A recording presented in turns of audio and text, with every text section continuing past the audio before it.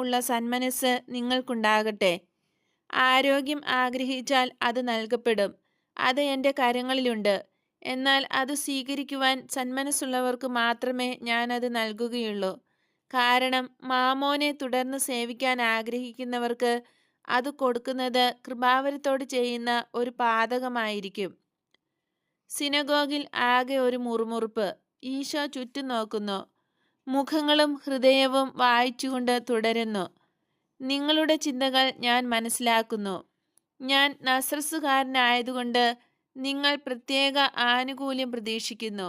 എന്നാൽ അത് വിശ്വാസത്തിൻ്റെ ആഴം നിമിത്തമല്ല, സ്വാർത്ഥത നിമിത്തമാണ്. അതിനാൽ ഞാൻ ഗൗരവമായി പറയുന്നു, ഒരു പ്രവാചകനും സ്വന്തം നാട്ടിൽ സ്വീകരിക്കപ്പെടുന്നില്ല. മറ്റ് നാട്ടുകാർ എന്നെ സ്വീകരിച്ചു കഴിഞ്ഞിരിക്കുന്നു. കൂടുതൽ വിശ്വാസത്തോടെ ഇനിയും സ്വീകരിക്കുകയും ചെയ്യും. അവയുടെ